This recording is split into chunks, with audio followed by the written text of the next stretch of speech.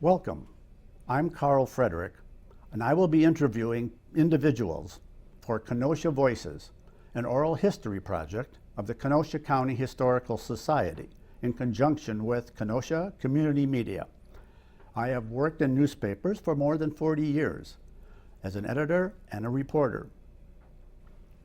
38 and a half of those years were at the Kenosha News. I am also a member of the Kenosha County Historical Society Board. We hope you enjoy these programs. I'm speaking with Andy Palmen, president of Palmen Motors. Thank you for joining me today. Thank you. When did your family come to Kenosha?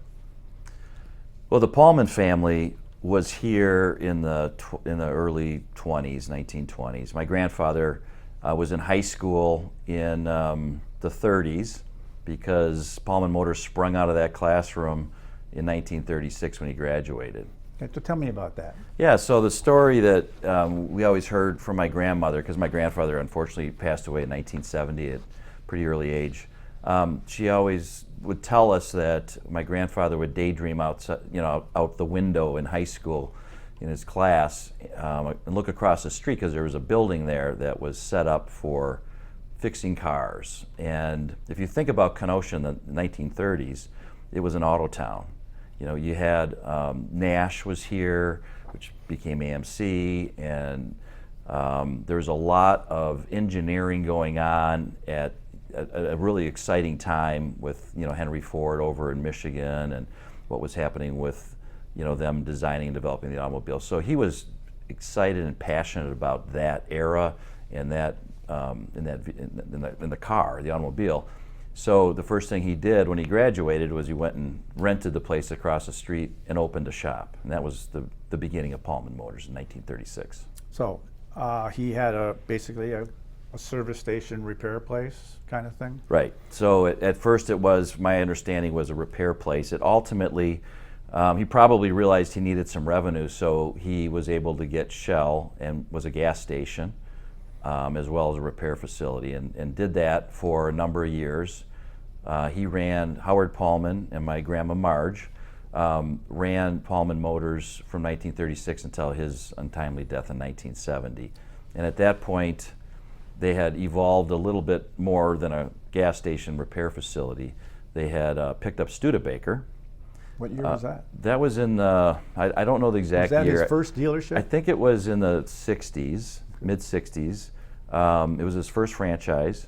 And, Studebaker was ahead of its time. It was a pretty awesome car, but you know the story there. It went bankrupt, and our family has always said, we've had to buy more franchises and dealerships because we've lost more franchises than we've bought. And Studebaker, unfortunately, was in bankruptcy when he died in 1970, but he had picked up Chrysler Plymouth prior to 1970. So when he died, it was a car dealership, evolved from a gas station repair facility. Okay, and did he have any other dealership between Studebaker and Plymouth? The only thing I was told was, unfortunately it wasn't for very long, but the church, he was a Lutheran, and they were church-going people, and the church needed a bus. So he applied for the GMC franchise so that he could help the church buy a bus at cost. But I don't believe he kept the franchise very long or at all. Ironically, we ended up buying it back in Kenosha years later. Did he get the bus? So, yes, I believe the church got the bus, yes. Okay, so you said your grandfather died at a relatively early age. What happened to the dealership? Yeah, so that's a great question. So in 1970, when Howard Palmen passed away, my father was a math teacher and a coach in high school in Minneapolis, St. Louis Park. And my grandma was fairly young. My dad always loved the business, but I think they were afraid maybe it wasn't big enough for another family to be able to live off of. So he never got involved with the business. And loved coaching, loved kids.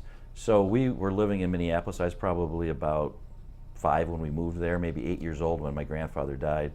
my dad came back to Kenosha and took over the business as a school teacher, having to learn it from day one. So my grandfather was the founder and my dad was kind of the pioneer, because they were really just becoming new car dealers, Chrysler dealers in an AMC town at the time. So very difficult in the 70s as well, with the price of oil and interest rates and being in business with inventories. He learned a lot and was definitely a pioneer and worked through some difficult years there, but picked up Dodge eventually in the 1970s as well. And so they were Chrysler, Plymouth, Dodge. Okay. And was he working alone? Did he have any partners in the business?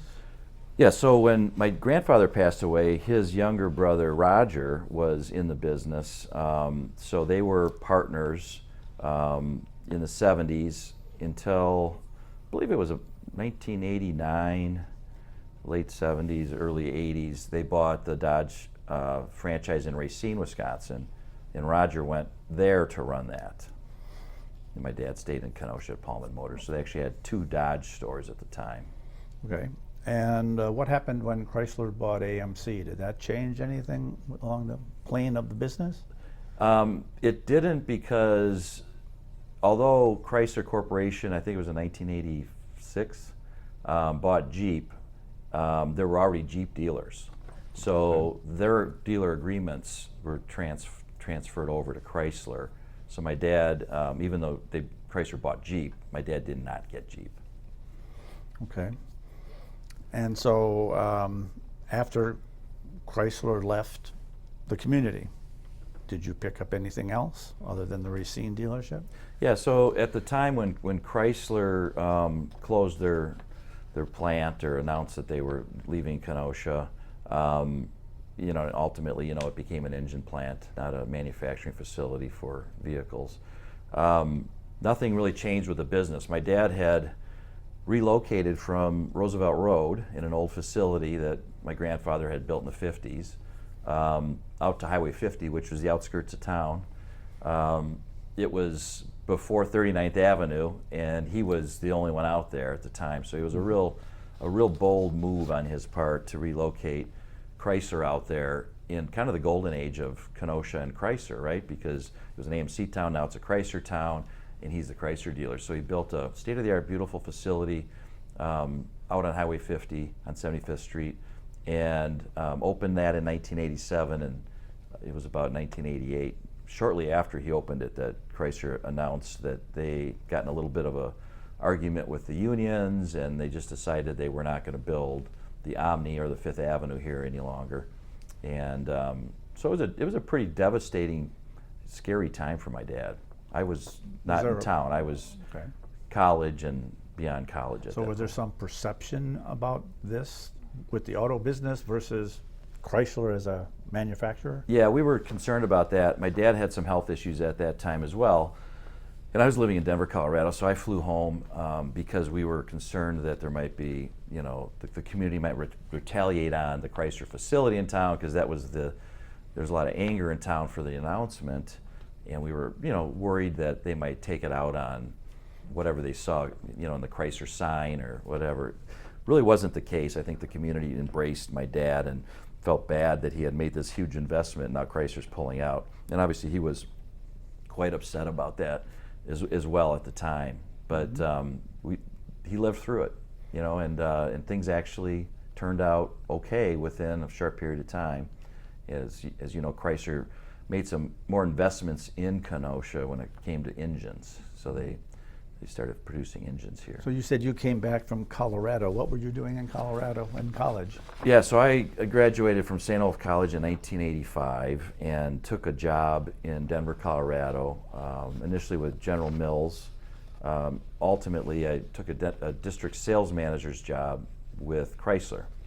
So I was in Denver calling on Denver or dealers out in the West. Dealers like my father out in the West. I was their district sales manager. So you came back in 1989, 90? So what brought me back to town was in 1989, Granger Oldsmobile had decided they were going to sell their business, and so Howard John and Bob Granger and my father all came to an agreement while I was in Denver that they would sell our family their Oldsmobile dealership agency. And my dad called me, and I said yes, I would come back and run that. So in March of 1989, I returned to Kenosha after 4 years out west, working in Denver as a district sales manager for Chrysler and Jeep. Is this something you thought you wanted to do, or is it just something that, I guess so? Yeah, I loved my father, so when I had an opportunity to be in business with my father, I really wanted to do it. But no, initially I didn't think I would come back. I thought I was going to do the corporate route. And I wasn't sure, I probably didn't appreciate Kenosha at the time and what it could mean to Jane and I raising our kids.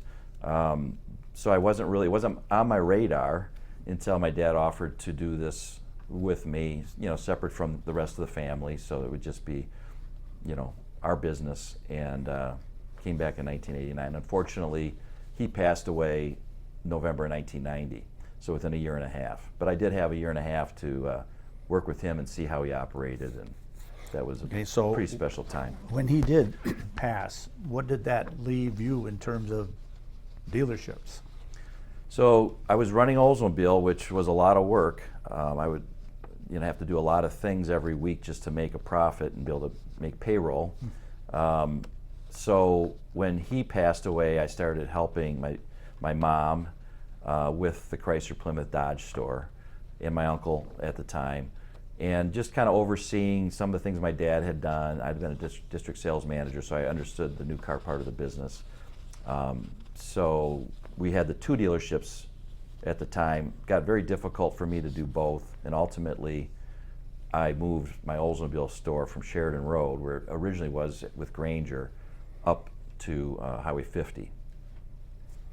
So did you pick up other dealerships again with now you Yeah. had Oldsmobile, So you that's had where Chrysler Dodge, and So that's where our growth started. I didn't have Jeep, and I really wanted Jeep. So I in 1998, I bought Cadillac from CarMax at the time because I thought that would be a good fit with Oldsmobile, because Oldsmobile was struggling a little bit, and I thought Cadillac would give us another luxury brand to go with Oldsmobile.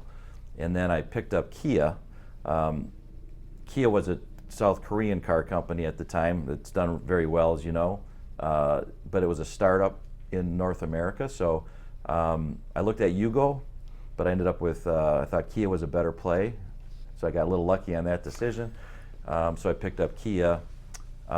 Still wanted to be a Jeep dealer, so that was right around 2000, 1999. So 2001, I believe it was, I had an opportunity to buy Mark Ulinsky and Tim Santega up in Racine, had Bell Dodge and another store that was Schaefer Pontiac Jeep Saab. So in 2001, I bought those two stores, and now I had Jeep. It was in Racine, but I had Jeep. And then I've done a few other things since then. I was able to ultimately buy Jeep in Kenosha from CarMax after that. And in 2005, Oldsmobile had gone away. They had discontinued Oldsmobile. So I had Cadillac and Kia, which neither Kia nor Cadillac liked that relationship. They were in the same building, and they didn't think they fit very well. I thought they were great because I had an affordable car and an expensive car, but the brands really were totally different demographically. So the manufacturers came to me, and I said, all right, I will sell Cadillac to the Buick dealer in town, and they were going to help me in Racine. So I went up and I bought Ray Wilkinson Buick Cadillac and Gentile GMC, and that gave me the chance to separate the franchises. So I had Chrysler, I had Dodge and Jeep in one building, and then Buick and GMC in another building. And we did that, for a number of years, and then ultimately, now we have Chrysler, Dodge, Ram, and Jeep in Racine.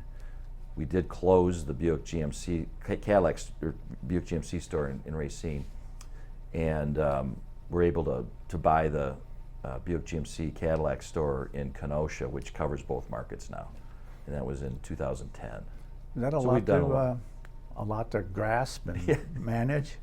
It was exciting at the time, but what really happened was in 1990 when I took over. By 1992, we were starting to sell a lot of cars, and my wife always said, you don't want to be a small town dealer. You wanted to sell everybody a car. So we started, and that was true. So we wanted to be bigger and sell more cars. And by 1996, that little store, our Chrysler Plymouth Dodge store, without Jeep at the time, was doing 200 new cars a month. And we were developing people that were growing, and I thought I was gonna lose them if I didn't buy another store, so we could spread out a little bit. So we had a lot of talent, and that gave us the ability to really grow and expand. Okay, how many employees do you have? We have currently 236 employees. What do they all do? So we've got a lot of them are salespeople, a lot of them are technicians. We have a pretty sizable infrastructure of office staff, just processors, titlers. We run very clean, very tight. We don't like a lot of problems. People don't want problems. They don't want to buy a car and have problems.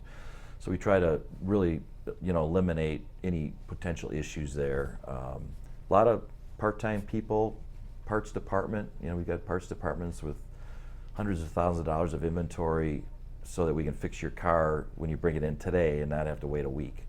Obviously, you can't have every part, and sometimes parts are on restriction or not available, especially coming out of COVID. That was a real issue. But it takes a lot of people in a car dealership because it's really 5 different businesses.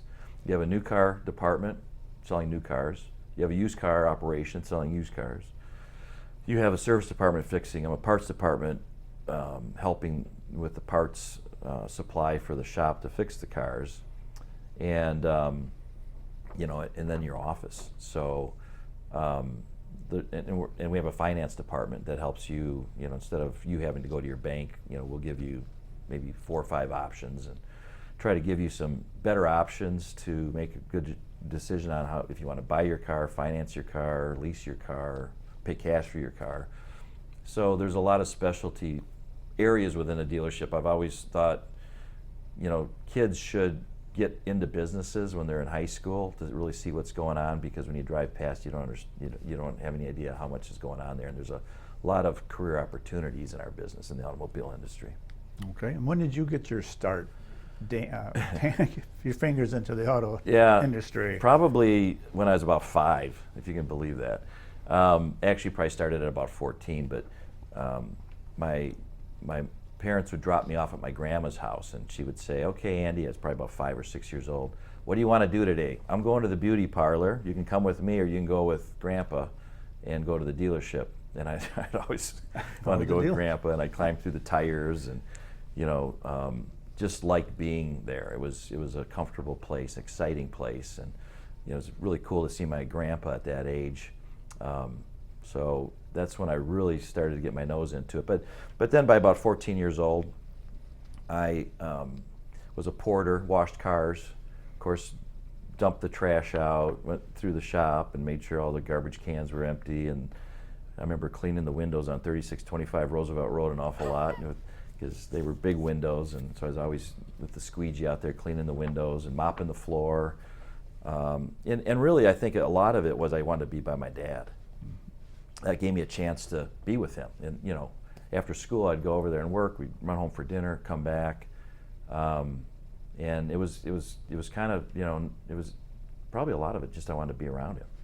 So it gave me a chance to do that at a young age. Even though I was playing sports and I was in the band and I had other things going on, I did enjoy working, cleaning cars, buffing cars. How often do you have to wash cars on a lot? Oh, now? Yes. That's the job I want back, by the way. It was a lot less stressful.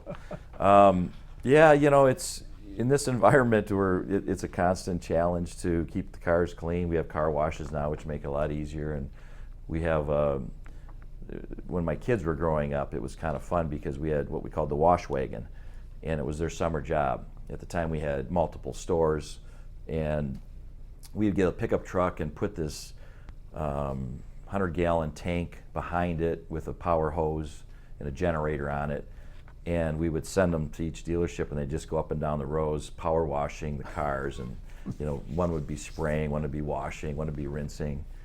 And yeah, so that was a lot of fun for the kids. I think they enjoyed that job quite a bit, and they still tell stories about it. Okay, so you mentioned the number of employees. Do you have some very long-time employees at your dealerships? We do. I think the most important thing that I learned from my family was you want to hire good people and you want to keep them, right? So you have to have a good work environment. You can't yell and scream and expect too much. But if you hire good people and treat them right, they stick around. So out of the 236 employees, over 30% of them have been with me over 11 years. I've got people that have been with me 30-some years. There's one person that, my dad passed away almost 35 years ago. I think there's one person that was there selling cars as a young salesman when he passed away. But we've been able to retain a lot of the people that we hired that, we've grown our business with. There's always a little bit of turnover because you're going to have people that retire. I never thought I'd have this many people retire. We always invite the retirees back for our events. We want to make sure they know how important they were to our history. We want to make sure that our current employees know how important they were to who we are today. So that's always impactful, and we get everybody together in different formats during the year. It's hard to get that many people from Kenosha and Racine together, but we do a pretty good job with it. It's really important to us because I want people to retire with our company. And when they retire, I want them to be happy, and I want them to have a nest egg so they can comfortably go and enjoy the rest of their life. And we've been able to accomplish that with a really good, aggressive 401k plan that I started, in the mid-90s. That has grown to, it's incredible when I look at it. It really is our basis for you come to work for us and you work hard and you do the right thing and you're a good person. You're going to be able to walk away with a nice retirement because we match your savings and we make sure that we're with the right investments that you can pick and choose from to make sure after 15 years, 20 years, 30 years, you have a nice little nest egg to walk away with. So retention of employees is number one. You mentioned things that you do for current employees, retired employees. Describe some of the other things you do in terms of bringing your whole workforce together as Right. a family or community. I think it's our branding. It's really important that everybody sees us as more than a job. So we're not perfect and we're always looking for new ideas, but we do a monthly newsletter that tries to keep all the employees at the different dealerships up to speed with what's happening, right, with the company. So we've got good communication that way. I think most of our employees follow our Instagram account. We have a lot of fun with that. If you get a chance, you should go onto our Instagram account and check that out. We have a big hitters club internally that recognizes the top performers at the end of the year with a luncheon. We always do a fun little video presentation of the big hitters. It's the top probably 25 people in the company, and it changes every year. But we do a fun little video presentation that we show everybody in the spring when we kick off our spring selling season.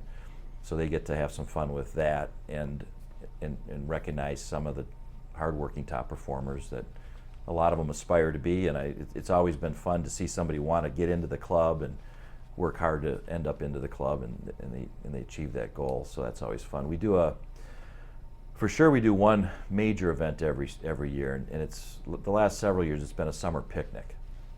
And we usually find a nice spot, Hawthorne Hollow, and we'll bring food trucks in and put the tents up and have activities for the kids, and we'll get 400 plus people out for that with their families. And it's just a huge event, and they seem to really enjoy it, so we continue to do that.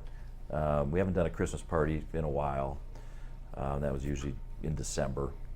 But just getting them together every chance you can to, talk about, taking care of the consumer, our customers, our guests, the community, has been really rewarding. And of course, we try to get them all involved with our contributions and our activity to support Kenosha and Racine with different, functions that we do and associations that we support.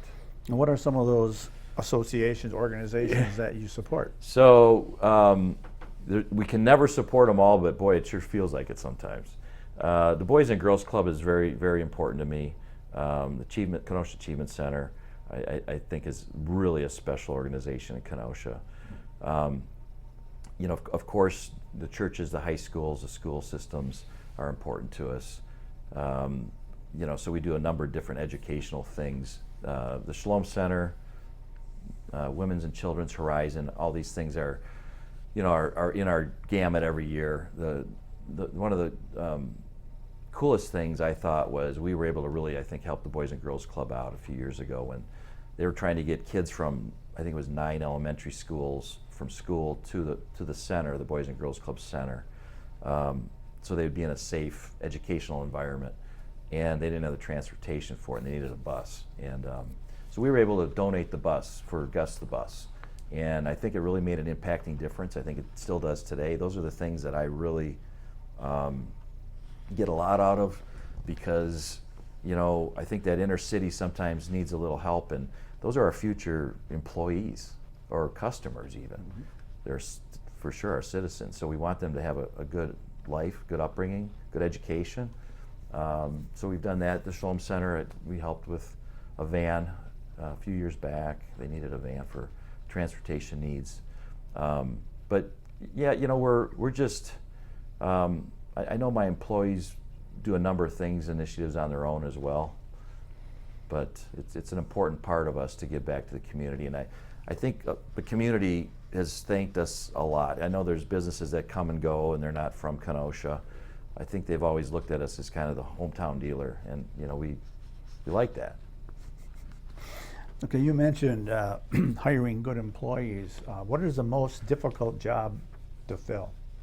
Oof. I would say they're difficult to fill, all of them. But technicians are very difficult to find, and we're always looking. I think we have a great opportunity for a lot of technicians, but I think they probably get comfortable where they are. So we have to develop a lot of our technicians. So we have an apprentice program that works really well. We started high school with a tech scholarship program that, before my dad passed away, it was his passion. And Wisconsin Auto and Truck Dealers Association, which is the association that all the dealers represent in Wisconsin, and has a foundation now, and it started with a tech scholarship fund that my dad's vision was when he passed away. He was the chairman of WATD at the time, so not only running the business, but he was the president of the state association. And so they called it Ron's baby when he passed away, but they were able to get that established. Snap-on Tools is a tremendous partner in our industry to find kids in high school that don't want to go to college but are very technical, and to tell them, we have great jobs waiting for you. You need to come see us. And by the way, there's scholarships, and Snap-on's going to give you a starter tool set, and then we'll give you the experience, and we'll mentor you in our shops, and we'll take you from a changing oil, to a master tech, which today is very electronic and so many computers, and it's a fascinating world. And now with new energy like electric cars, it's diesel fuel. It's a really hard job to fill. So we try to get ahead of it a little bit, with our apprentice program, train and develop. Salespeople are hard to find because there's a learning curve. You need to kind of not be looking for a job but a career, and then be ready to invest some time into building a base of customers that look to you as their car guy, that trust you, and so that takes a little bit of time too. Okay, do you have family working in the business with you? I do. So my son Jack is working for me. He is 32 years old. A lot of people know Jack. My daughter Audrey was working for me. She came back to Chicago from New York after college. She went to New York for 11 years. Came back to Chicago, got married, and they decided to live in Chicago. But then she decided she was interested, so she came to work for me. Since then, she's had 3 kids in the last 4 years. So she's currently on a extended maternity leave sabbatical because she has a 1-year-old, a 2-year-old, and a 3-year-old, basically. But her husband, my son-in-law, Michael Zappola, Mike came to work for us a year ago and left a great job in private equity healthcare company in Chicago and came to work for us. So Generation 4 is in the building. Okay. So what happened during COVID? You just touched on that a little bit, on how that affected, but what happened? Yeah, Carl, it just seems like if you look at the last 10 or 20 years of history, it just seems like we've all had to deal with so much that, constantly, it's just, there's always something you got to contend with. We didn't see COVID coming, that's for sure. Our company dealt with it very well. We were very afraid because we've lived through recessions, a great recession, never a depression. So we've always been down 10%, 20%, maybe 30%, but we were always open. And we were always selling cars, and our business was established, so we always did okay. But when we hit COVID, we were told we might go to zero. Really? Turn the lights out. We weren't sure. So we were pretty afraid because we have all these cars, and if they tell us all to go home and we can't have our business open, like a lot of other businesses, in Kenosha and Racine and the rest of the country, very worried about that. So that was scary, but of course, they deemed we were an essential provider. So we decided our biggest threat was in our 5 different facilities. If COVID spread in that facility and everybody had to go in quarantine, we'd have to close it, right, for 5 days or 7 days, 10 days, whatever it was. So we got a little innovative, and I told our whole company that we're going to break everybody into 2 teams, a red team and a blue team, and the red team would come in Monday, Tuesday, Wednesday, and then they would go home before the other team came in Thursday, Friday, Saturday. And we just started rotating shifts like that. And that was our way of kind of saying, okay, you're gonna stay home for half the week, then you're gonna stay home for half the week. Business was already off a little bit. And that was probably March, April.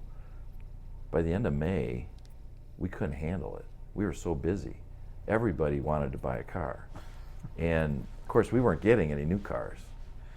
So it got a little weird because we had to pretty much get our staff back to handle the demand that we had in our service departments, on our showroom floors. But we managed through it. We posted our rules, and for the most part, it was a little. Some people didn't want to wear the mask. We tried to tell everybody we need to wear the mask because we don't know what our customers are feeling, and it's not fair for them to come in if you don't have a mask on. So pretty much everybody followed some of the protocols, and we had little hand sanitizers with our logo on it that we were passing out like water. And it wasn't an easy time, but it created a lot of character. And I think sometimes I tell our staff whenever we're in a difficult time, I always try to tell them, you're not going to remember the good times. Well, you're going to remember the good times, but you're not going to appreciate them like you appreciate the bad times. Because when you really have to figure out how to get through a tough situation, it's more rewarding.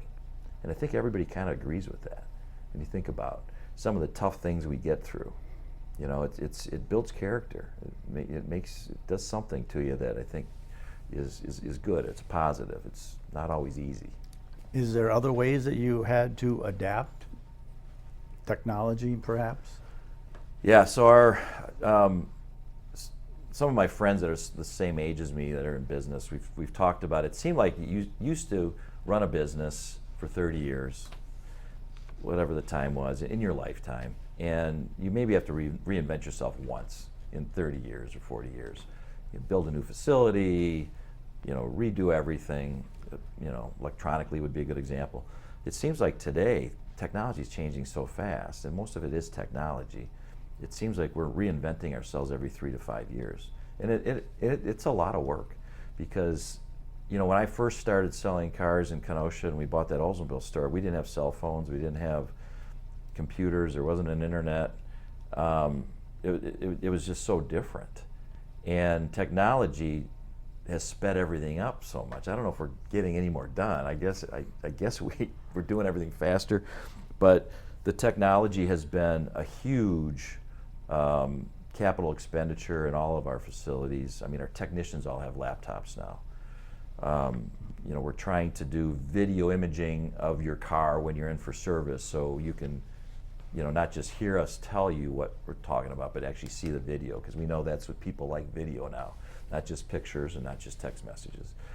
And it's hard to get everybody to change. It's more work. You're always learning. You're always, having to, instead of doing what you've done the same way for the last 2 years, you all of a sudden have to learn a new way to do it. So it's not just the investment in equipment and technology, but it's the investment in your staff and training. And it's been a challenge, but very important that we stay on top of it. Now with AI coming, we're trying to figure out how AI is gonna work. I was on the road the other day and I hit the button on my car and took my hands off the wheel and it drove me to Milwaukee. I was not comfortable the whole way, but I had to try it. And it's not for me, but some people like that. And there's technology all around us, and you just don't really know where we're going to end up with it. But AI is the next one we're looking at, just to try to do a better job knowing, what you want, what you need from us when it comes to servicing your car or getting a new one. Okay. How do national events, economics, tariffs, how does that play into your business? Yeah, we can't control any of that, so we try not to belabor and spend too much time thinking about it. I've always thought with Kenosha, it's interesting, and since I've been back, it's 36 years, I think. It seems like Kenosha it's a very conservative community, very conservative town, which I think is a real positive. Sometimes when I was growing up, I thought we didn't have enough change quick enough. I thought it was a negative, but I've learned to appreciate it because I think our community is very responsible and disciplined and careful. So sometimes I think we go into the recession before the country does. I think I've noticed, and even some of my outside financial services have noticed, that sometimes we'll slow down a little bit before the rest of the country does. And so we almost see the recession coming, in some cases. But you ultimately just have to live through any economic cycle. There's not a whole lot we can do. When COVID, we didn't have enough cars and we couldn't get parts. The tariff situation, so far it's been interesting. We hear a lot about it. We haven't really seen the price increases that we've heard are coming or could be coming. The good news on tariffs, most of our brands are the right brands to probably have to get through that. Sometimes you're just a little lucky on some of that. I wouldn't want to be a Hyundai dealer right now. But Kia is all built in Georgia, so we're good there. But it plays us. Sometimes you maybe balance your budget a little bit differently if you feel a tightening in the economy or you see something going on. But it's more about, I think, for us operationally trying to figure out what you want and how to deliver it to you in a respectful, professional manner, the best that we can, communicate the best we can, so if something doesn't go the way you want it to, you know why, or try to fix it. What's the balance between new car and used car sales? Yeah, so it kind of depends on the market and what new cars you're selling. So we happen to, when you sell a new car, about 70% of them have a trade. So you would think new car sales to used car sales would be 1.3 to new cars to every used car. But you can manipulate that a little bit. So we opened a buying center years ago, right before COVID, because we want to make sure, we realize that there's more cars being sold between private parties than there are being traded in. So we kind of wanted to make sure everybody knew, hey, you don't have to wait for the guy next door to give you the check or tell you, he might say he's going to buy it, but then he doesn't show up with the check, or, just come on over and we're buying. We'll write the check and give it to you right away. And so we were able to buy some cars that way in our buying centers. We call it Andy's Buying. By the way, when I walk into a bar or restaurant, I usually get hit with that one. Oh, Andy's here, he's buying. But we also go to the auction and buy, there's some really good areas you can buy cars outside of selling and taking trades. So we actually sell more used cars to new cars in our organization. Because I think it's a huge market, and why wouldn't you, right? People are out there looking for maybe a little more value, but they also want to make sure they get something that they can feel assured that it's a good quality vehicle. I think it's kind of funny, some of these national companies that'll sell you a used car and bring it to your driveway. By the way, we can do that too. We find most people want to come actually kick the tires and drive it and smell it before they write the check for it. But if you just want it dropped in your driveway, we can do that too. But we make sure all of our trade-ins go through our service departments where you have certified, trained technicians, not untrained young people that don't really know what to look for. I mean, they are really almost, we sell a lot of certified cars, but they're almost all really certified because we really inspect them. Because I don't want to sell a car and then have you come back in a week and have a problem. Because if that happens, we're going to take care of you and do the right thing. But I think people want to make they need to know what they're buying, and I think that's an important part of the used car sale. Okay, in 1989, you came back to run an Oldsmobile dealership. Did you ever think it would turn out the way it has over the last 36 years? I had a lot of energy. I knew I probably wanted to grow the business, but yeah, I don't think you ever really can expect, all the ups and downs, and there's so many great things that probably undervalued how important it was going to be to the relationships with my employees and my customers too. A lot of customers stop in that I haven't seen in a while, and sometimes it makes your day when somebody comes in and says hello, and so living in Kenosha, being in the community with my employees and my customers has been that maybe that was a little unexpected. I'm glad I didn't stay in Denver or end up in Detroit or corporate America someplace. So did you think the business would grow as much and turn out as well as it did? I sure hoped it did.